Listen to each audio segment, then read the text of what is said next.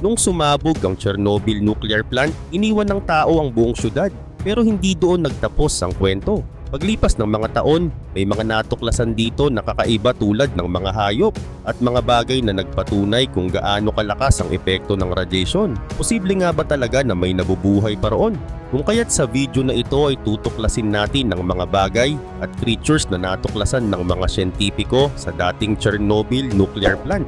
Pero bago yan ay pa-like and subscribe naman po. Malaking bagay na yan sa aming mga content creators. Maraming salamat po. Kaya naman simulan na natin. Number 15, Abandoned Hospital. Sa lungsod ng Pripyat may isang ospital na ngayon ay tahimik at iniwan. Ito ang Pripyat City Hospital number 126. Noon ito ang lugar kung saan dinadala ang mga may sakit, mga bagong silang na sanggol at lahat ng nangangailangan ng gamutan. Mayroon itong higit 400 beds at complete facilities tulad ng maternity ward, dental clinic at iba pa. Para sa mga tao ng Pripyat, simbolo ito ng pag-asa at kaligtasan. Pero noong gabi ng April 26, 1986, biglang nagbago ang lahat. Sumabog ang reactor number 4 ng Chernobyl nuclear power plant. Ilang milya lang ang layo ng ospital mula sa planta. Ang mga unang bumbero at manggagawa na rumesponde ay agad na dinala dito. Hindi nila alam na nalantad na sila sa napakataas na antas ng radiation. Dinala sila sa emergency rooms ng ospital. Marami sa kanila ay may matitinding paso at sugat. Ang iba ay nakaranas ng malalang sintomas ng radiation poisoning. Ayon sa mga report, mahigit 237 na tao ang direktang naapektuhan at 28 ang namatay sa loob ng 3 months matapos ang aksidente. Ang lugar na dati para sa paggaling ay naging huling hantungan para sa mga bayani ng Chernobyl.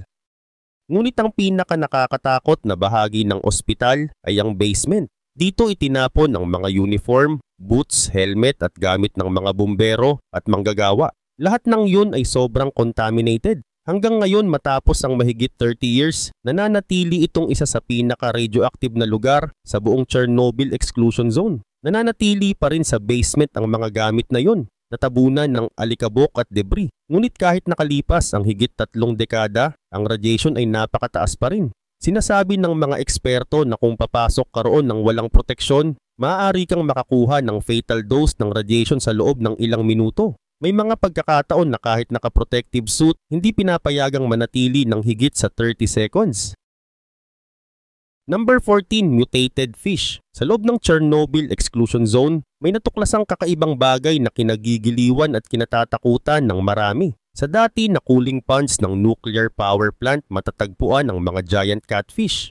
Ang ilan sa kanila ay umaabot ng mahigit 6 feet ang haba, kasing laki halos ng isang tao. Kapag nasilayan mo sila para kang nasa isang nakakatakot na pelikula dahil sa laki at itsura nila. Simula pa noong sumabog ang planta, nanatili ang mga catfish sa mga kanal at artificial lake na ginagamit noon para palamigin ang planta. Sa paglipas ng panahon, ang mga tubig na ito ay naging ligtas na tirahan ng mga hayop. Maraming uri ng hayop ang nahihirapan mabuhay sa lugar na may radiation, ngunit ang mga catfish ay tila lalo pang umunlad.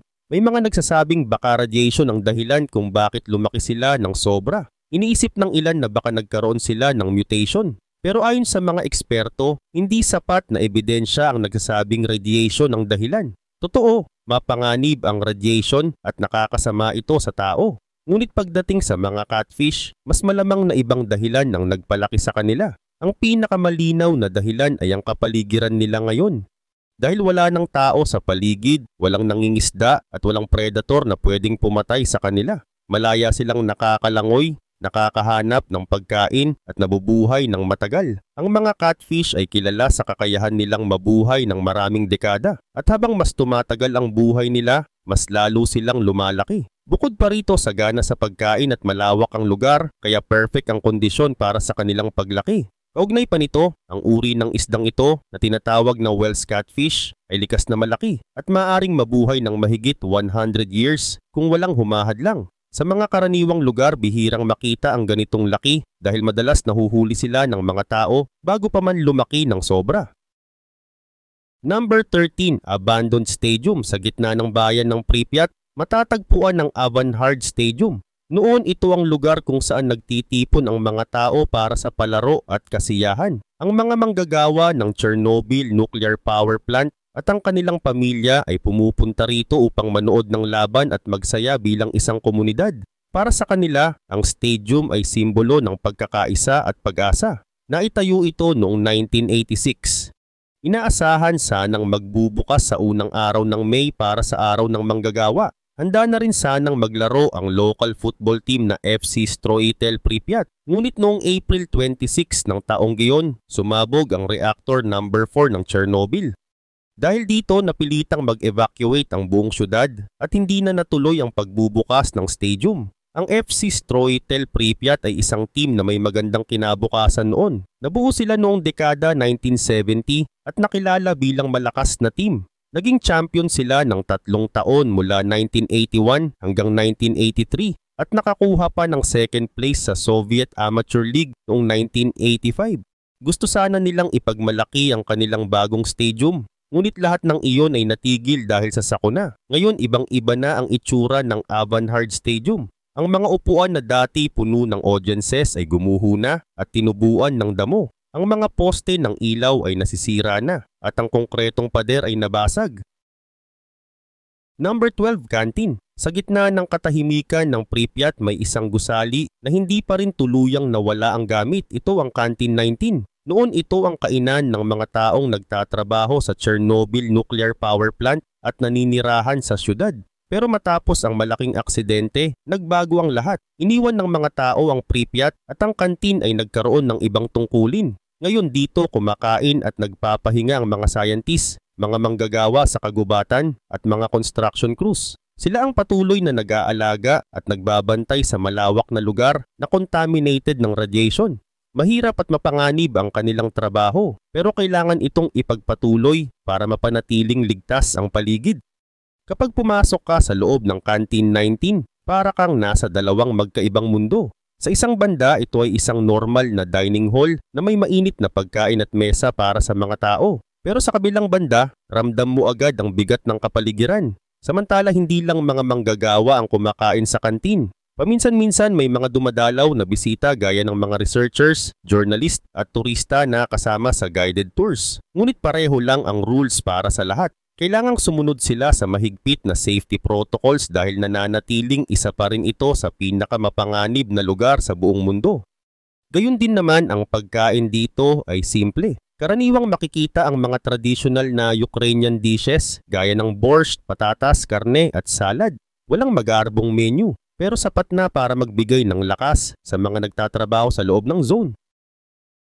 Number 11. Elephant's Foot. Ilang buwan matapos ang aksidente, natuklasan ng mga scientist ang isang kakaibang bagay sa ilalim ng nasirang planta. Tinawag nila itong elephant's foot dahil ang itsura nito ay parang paa ng elepante, kulubot, bitak-bitak at kulay gray. Ang elephant's foot ay nabuo mula sa melted mixture ng uranium fuel, bakal, buhangin, concrete at zirconium. Sa sobrang init ng pagsabog, ang mga materialis na ito ay nagsama-sama at tumigas. Nabuo ang tinatawag na corium, isang parang lava na sangkap na lumalabas lamang kapag nagkaroon ng matinding meltdown sa isang nuclear reactor. Noong una itong makita noong December 1986, napakataas ng radiation level nito.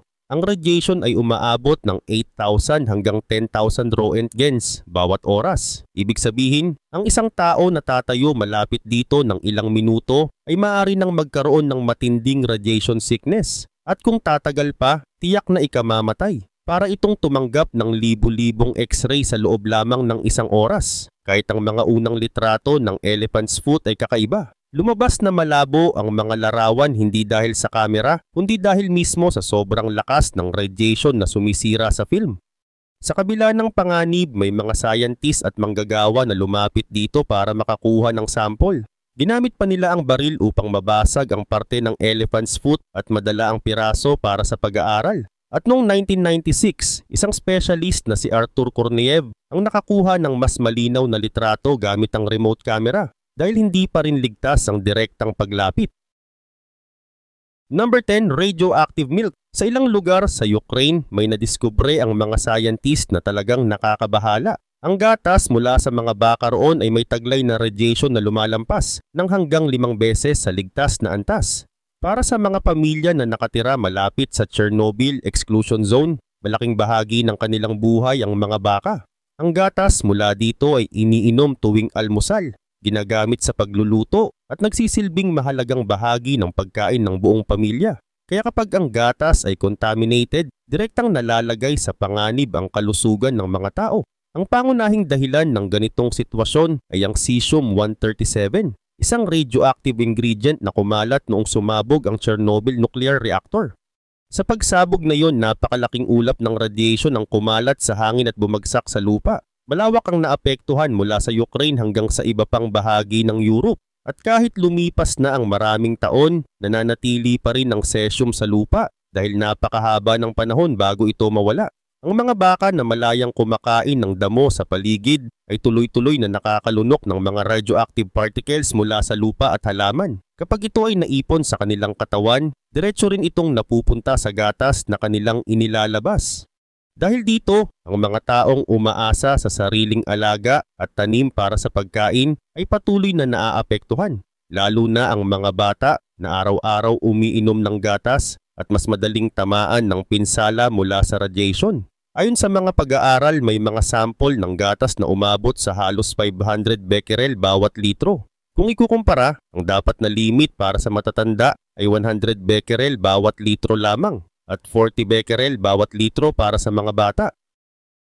Number 9. Atomic vodka. Pagkatapos ng mahigit 3 dekada, may grupo ng mga scientist na nakaisip ng kakaibang ideya. Sinubukan nilang taniman ng rye ang lupa sa zone at ginamit din ang tubig na galing ilang kilometro mula sa planta. Ang rye na kanilang inani ay dinaan sa proseso ng distillation upang gawing vodka. Sa prosesong ito, karamihan ng mga dumi at radioactive ay naiiwan sa waste at ang natira ay mas malinis na liquids. Matapos nilang gawin ang vodka, sinuri nila ito ng maigi. Ang resulta ay nakagugulat, halos wala ng radioactive sa inumin. Ang nabuong vodka ay ligtas at kasing husay lang ng mga vodka na mabibili kahit saan. Wala itong mapanganib na sangkap tulad ng cesium, plutonium, americium, o strontium.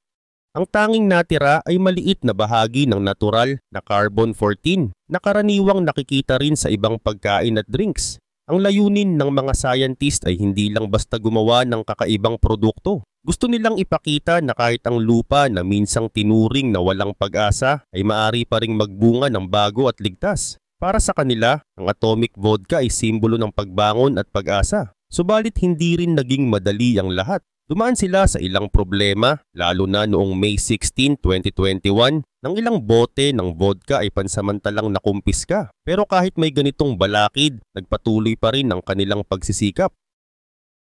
Number 8. Gulls of Chernobyl. Dahil sa pagsabog, libu-libong tao ang biglang pina-evacuate. Kasama rito ang mga bata sa isang kindergarten sa bayan ng Pripyat. Sa sobrang pagmamadali, iniwan nila ang halos lahat ng gamit at laruan na minsan ay nagbibigay saya sa kanilang pagkabata. Ngayon makalipas ang higit 3 dekada, nakatayo pa rin ang gusali ngunit halos gumuho na. Ang dating masayang lugar ay isa ng tahimik at nakakatindig balahibong view. Ang mga dingding ay puno ng bitak, ang mga bintana ay basag at ang mga sahig ay natatakpan ng alikabok. Dito makikita ang mga laruan, lalo na ang mga manika na naiwan at unti-unting nilalamon ng panahon. Ang mga manika ay kupas na ang kulay at sira-sira ang anyo. Ang iba'y nakahandusay sa sahig, ang ilan naman ay nakaupo pa sa maliliit na upuan, para bang naghihintay sa mga batang hindi na muling babalik. Sa isang sulok may isang teddy bear na nakahiga. Ang bawat laruan ay nagiging paalala ng isang masayang buhay na biglang natigil. Kapag pumasok ka sa loob ng kindergarten, ramdam mo ang bigat ng katahimikan. Walang naririnig, kundi ang pagaspas ng hangin na pumapasok sa sirang bintana. Kapag tumama ang sinag ng araw, makikita ang alikabok na parang sumasayaw sa liwanag. Ang mga upuan at mesa ay natatakpan na ng dumi, at ang buong lugar ay parang naging larawan ng nakaraan. Unti-unti ring bumalik ang kalikasan sa lugar na ito. Ang mga vines at roots ay gumapang napapasok sa mga bintana at pinto. Ang mga halaman ay nagsimulang sumiksik sa paligid ng mga laruan at furnitures. Ang mga manika na dati laruan lamang ng mga bata ay naging bahagi na ng pagkabulok at paglaki ng kalikasan. Number 7. Chernobyl Lynx. Noong unang panahon malawak ang sakop ng Eurasian lynx sa mga gubat ng Europa. Pero dahil sa pagkawala ng kanilang tirahan at matinding panghuhuli, halos naubos sila at muntik nang mawala. Ngunit sa hindi inaasahang paraan, muling nabuhay ang kanilang populasyon sa isang lugar na iniwasan ng tao sa mahabang panahon, ang Chernobyl Exclusion Zone. Sa paglipas ng mga taon, dumami ang iba't ibang hayop sa lugar. Muling nakita ang mga deer, wolf, wild horses at maging mga bears. Ngunit isa sa pinakakakaiba ay ang pagbabalik ng Eurasian lynx. Ang hayop na ito ay madaling makilala dahil sa mahahabang paa, makapal na balahibo at mga tenga na may maliliit na kumpol ng balahibo sa dulo. Tahimik silang manghuhuli at mabilis kumilos sa loob ng kagubatan. Malawak ang sakop ng Chernobyl Exclusion Zone. Umabot ito sa halos 2,600 square kilometers. Dahil dito may sapat na lugar para muling mabuhay ang mga hayop. Ayon sa mga pag-aaral mula 2013 hanggang 2018, merong 58 hanggang 68 na lynx na natukoy sa lugar. Patunay ito na nakabuo sila ng panibagong populasyon. Subalit hindi lang basta nagbalik ang lynx, dumami rin sila. Naobserbahan ng 6 na pamilya. 5 mother lynx ang may tig-2 anak at may isang ina na may isang anak. Ipinapakita nito na ligtas silang nakapamumuhay at tuloy-tuloy ang kanilang pagdami. Ang pangunahing pagkain nila ay mga rabbit at mga deer at dahil marami nito sa paligid, natutulungan silang mabuhay ng maayos. Number 6. Albino swallows. Sa gitna ng tahimik at halos nakalimutang lugar ng Chernobyl, may mga ibon na kakaiba sa lahat. Ang mga barn swallows na karaniwang makikita sa Europa at North America ay kilala sa kanilang mabilis na lipad at hati ang buntot. Pero dito, may nakita ang mga scientist na ibang-iba, mga white swallows na bunga, ng isang kondisyon na tinatawag na albinism. Ang albinism ay isang pambihirang kondisyon kung saan walang sapat na melanin, ang pigment na nagbibigay ng kulay sa balahibo, balat at mata. Dahil dito, nagiging maputi ang anyo ng ibon. Karaniwan bihira lang itong mangyari, pero sa lugar na naapektuhan ng radiation, mas marami itong nakikitang kaso. Ngunit ang pagiging albino ay hindi lamang kakaibang itsura, may dala itong panganib. Dahil maputi sila, mas madaling makita ng mga predator. Hindi sila gaanong nakakapagtago sa kapaligiran, kaya mas madali silang mahuli. Apektado rin ang kanilang pamumuhay dahil mas kapansin-pansin sila habang nangangaso ng insekto, kaya nagiging mas mahirap para sa kanila ang makakuha ng pagkain. Bukod pa rito, napansin ng mga researchers na hindi lang albinism ang nakikita sa mga ibon. May ilan na may deformed beak, kulang o baluktot na mga paa at kakaibang balahibo. Mayroon ding mga bump sa katawan. Ang mga ganitong problema ay nagpapahirap sa kanilang paglipad, pagkain at maging sa paghahanap ng kapareha para magparami. Samantala, ayon sa pag-aaral, mas mataas ang bilang ng genetic mutations sa mga hayop sa paligid ng Chernobyl kumpara sa mga naninirahan sa malinis na lugar. Dahil sa radiation, nagiging mas madalas ang mga pagkakamali sa kanilang DNA. Ang resulta, lumilitaw ang iba't ibang physical changes na nakakaapekto sa kanilang kaligtasan. Number 5. Red Forest. Sa hilagang bahagi ng Ukraine, may isang lugar na kilala bilang Red Forest. Sa unang dinig, para itong magandang gubat na kulay pula. Pero ang katotohanan ay nakakatakot at malayo sa iniisip ng marami. Ito ang lugar na pinakanapinsala nang sumabog ang Chernobyl Nuclear Power Plant. Nang mangyari ang pagsabog, kumalat sa hangin ang napakaraming radioactive particles. Ang mga pine trees na nasa ilang milya lang mula sa planta ang unang tinamaan. Dahil sa matinding radiation, natuyo ang mga dahon at nagkulay yellow at brown. Hindi nagtagal namatay ang mga puno at nagbigay ng mapulang itsura sa kagubatan. Doon nagsimula ang pangalang Red Forest. Matapos ang aksidente, ginawa ang lugar na parang libingan ng mga basura at debris na may radiation. Inatasan ang mga manggagawa at sundalo na linisin ito. Marami sa kanila ang nagtrabaho ng halos walang proteksyon. Ang mga patay na puno ay pinutol, inararo at ibinaon sa malalalim na pit bago tinabunan ng buhangin. Sa ibabaw nito ay nagtanim sila ng bagong pine trees, pero nanatiling delikado ang lupa at pati na ang tubig sa ilalim nito. Lumipas ang mga taon, nanatiling isa ang Red Forest sa mga pinakamapanganib na lugar sa mundo. Ang radiation ay mataas pa rin at may banta sa tao. Pero habang nawala ang mga tao, unti-unting bumalik ang mga hayop. Para sa mga scientist, ang Red Forest ay parang natural laboratory. Dito nila pinag-aaralan kung paano naapektuhan ng radiation ang mga halaman at hayop. May mga nakita silang abnormality sa ilang hayop at pagbabago sa kanilang genes. Pero mayroon ding mga ebidensyang nagpapakita na kahit sa matinding sitwasyon, nakakahanap pa rin ng paraan ng kalikasan para mabuhay at magpatuloy. Number 4. Headless moose. Sa paglipas ng panahon lumabas ang mga kakaibang pangyayari. Isa sa mga pinakakilala ay ang tinatawag na headless moose. Sa isang video, makikita ang isang malaking moose na tumatawid sa rail ng tren na parang wala itong ulo. Ang ganitong pangyayari ay nakapagbigay ng takot at maraming tanong sa mga nakakita. Ang moose ay ang pinakamalaki sa pamilya ng usa. Kaya nitong umabot ng timbang na higit sa 1,500 pounds. Sila ay kilala sa pagiging matibay at kayang makibagay sa lamig, kakulangan ng pagkain at matitinding kondisyon sa kalikasan. Karaniwang ligtas silang nakakasurvive kahit sa mahirap na kapaligiran. Ngunit sa Chernobyl may dagdag na panganib na dala ng radiation. Ang matagal na pagkakalantad dito ay maaaring magdulot ng mutation at iba pang problema sa kalusugan ng mga hayop. May mga ulat na may ibon na may kakaibang balahibo, mga insekto na hirap magparami, at ilang hayop na may depekto sa katawan. Dahil dito marami ang nagtanong kung ang headless moose ba ay resulta ng radiation. Ayon sa ilang paliwanag, posibleng angle lang ng kamera ang dahilan kung bakit parang wala itong ulo. Kapag nakayuko ang moose, maaaring matakpan ang leeg at magmukhang wala itong ulo sa malayo. May mga pag-aaral na nagsasabing ang mutation rate ng ilang hayop sa Chernobyl ay maaaring tumaas ng hanggang 20 times kaysa normal. Gayunpaman, bihira itong magresulta sa malalaking pagbabago tulad ng pagkawala ng ulo. Number 3. Black frogs. Ang Eastern tree frog o Hyla orientalis ay kilala noon sa matingkad nitong green color. Ang kulay na ito ang nagsisilbing proteksyon nila dahil natutulungan silang magtago sa mga dahon at halaman. Mahalaga ito para makaiwas sila sa mga kumakain ng palaka at para rin makapanghuli ng maliliit na insekto na kanilang pagkain. Ngunit matapos ang malakas na aksidente sa Chernobyl, napansin ng mga scientist ang kakaibang pagbabago sa ilang palaka na naninirahan malapit sa lugar. Unti-unti, ang dati na green nilang kulay ay napalitan ng black. Nagtaka ang mga researchers kung bakit nagbago ang kanilang anyo. Sa paglipas ng panahon natuklasan nila na ang maitim na kulay ay galing sa mataas na dami ng melanin sa balat. Dahil dito ang mga palakang may mas maraming melanin ay mas nakaligtas kaysa sa mga green frogs. Dahil mas marami ang nakaligtas na black frogs, dumami ang kanilang lahi.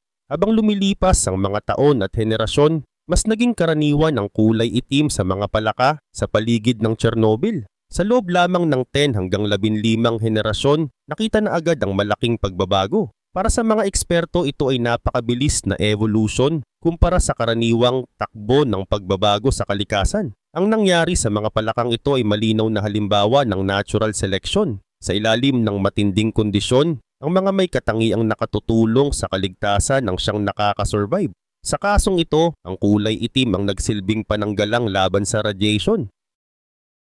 Number 2. Chernobyl fox makes a sandwich. Kahit iniwan na ng mga tao ang lugar, patuloy pa ring namumuhay ang iba't ibang hayop roon. Isa sa mga ito ay isang fox na nakitaan ng kakaibang talino. Habang naglalakbay ang ilang journalist sa lugar, dala nila ang simpleng baon na tinapay at karne. Ngunit napansin nila na may isang fox na nakamasid mula sa malayo. Lumapit ito ng dahan-dahan, tila inaabangan ang susunod na mangyayari. Nagpasiya ang isa sa mga journalist na ihagis ang ilang pirasong pagkain papunta sa hayop. Una ay tinapay, kasunod ay hiwa ng karne. Inakala nilang agad itong kakainin ng fox, gaya ng normal na gagawin ng isang hayop. Ngunit laking gulat nila nang makita kung paano ito kumilos. Kinuha ng fox ang tinapay gamit ang bibig, pagkatapos ay dinampot nito ang karne. Sa paraang halos parang tao, pinagpatong-patong niya ang mga piraso hanggang mabuo ang anyo ng isang simpleng sandwich. Hindi niya agad kinain kundi inayos muna bago kainin. Ang nakita ng mga journalist ay hindi lamang tungkol sa pagkain. Para sa kanila, ipinakita ng fox ang talino at kakayahan nitong umangkop. Number 1, mysterious worms. Sa lugar ng Chernobyl kung saan napakataas ng radiation at halos walang nabubuhay, may natagpo ang kakaibang creature. Ito ay maliliit na worms na kilala bilang nematodes. Karaniwan makikita lang ang mga ganitong worms sa lupa at mga nabubulok na bagay. Pero nakakagulat dahil natuklasan silang buhay at tila malusog sa isang lugar na halos lahat ay namatay matapos ang malaking nuclear accident. Pero ang mas nakakamangha, hindi lang sila basta nabubuhay. Sa halip na magkaroon ng pinsala tulad ng ibang hayop o halaman kapag nalantad sa radiation, ang mga worms na ito ay walang ipinapakitang serious damage sa kanilang katawan. Sa ibang organisms, ang ganitong uri ng radiation ay nagdudulot ng pagkasira ng cells, malalalang pagbabago sa DNA, at kalaunan ay kamatayan. Ngunit sa kanila tila wala itong epekto. Para mas maintindihan ng kakaibang bagay na ito, kinuha ng mga researchers ang ilang sample ng mga worms mula sa iba't ibang lugar sa loob ng Chernobyl.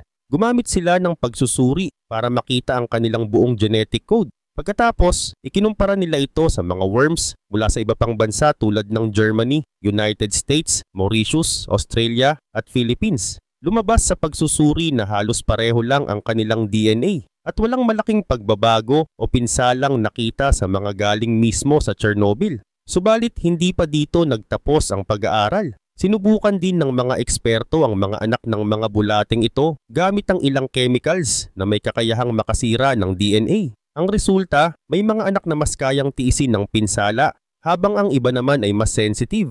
Pero malinaw na wala itong kinalaman sa lugar kung saan nakuha ang kanilang mga magulang.